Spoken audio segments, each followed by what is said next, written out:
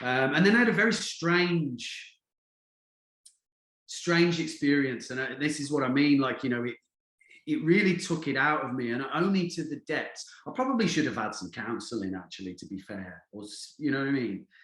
It's taken me 20 years to sort of properly get my head around it, to the point that, you know, you have trust issues because things are coming at you, people are coming at you, papers are finding out, who's telling them this?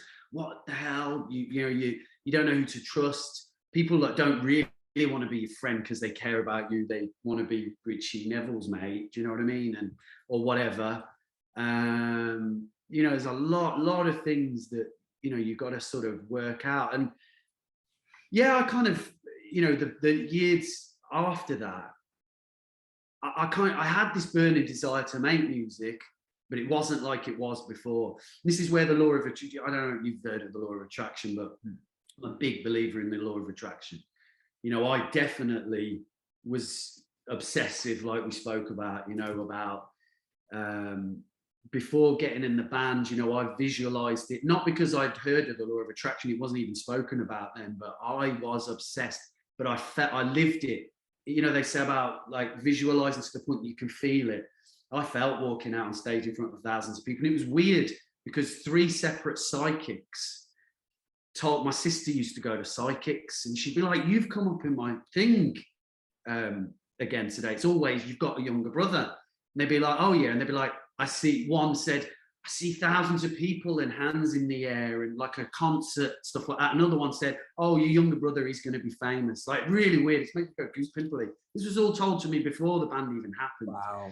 Yeah. And I said to a friend who's still a great friend of mine, one of my best friends, when I first joined the school, he said to me, what are you going to do? It was all a little cocky shit.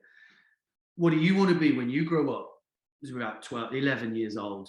And this is genuinely what I said, and I believed it. I said, when I'm 16, I'm going to go to London and I'm going to be famous. And he went, do you know how hard that is? And I went, watch.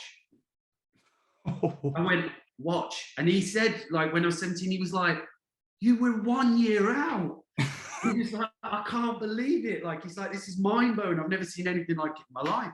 I don't know why, but I then during the band, all these other things crept in, all these other feelings.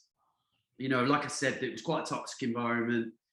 You know, and kind of the dream sort of became a very, you know, you were tired, and then negativity creeps in, and I hadn't had enough life experience to know what was going on in my head, kind of thing, you know, and maturity.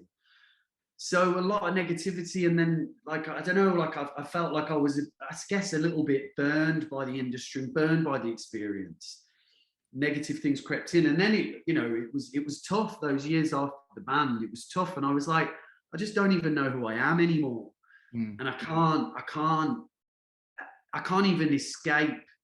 What I used to say was, I feel like I'm living a ghost. It's like I've gone and done a job for 5 years, but I can't escape it. I still go down the shop and I'm still, oh, you're that guy, but that guy isn't me.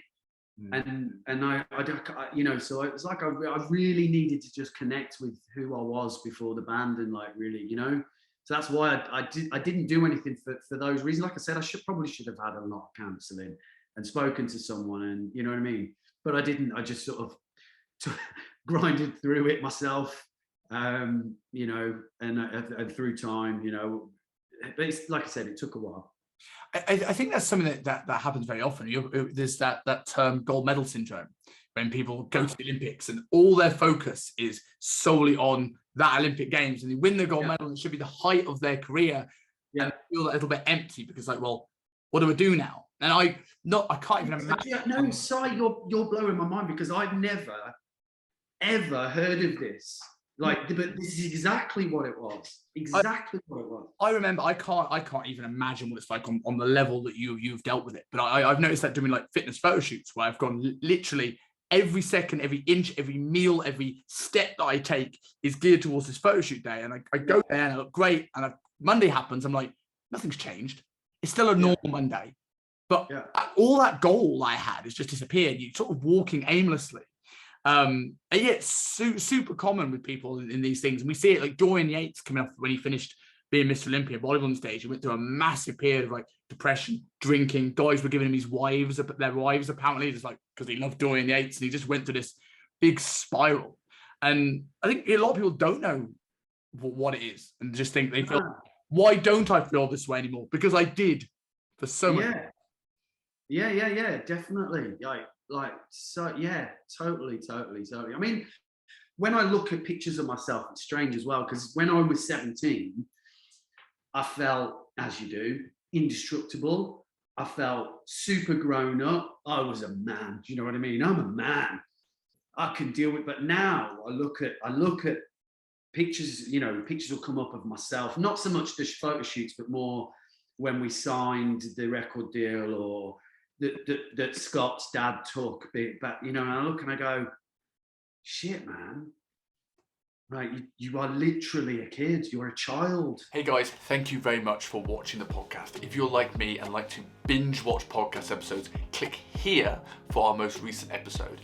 And if you enjoy the show and want to be updated when new videos come live, click here to subscribe to the channel.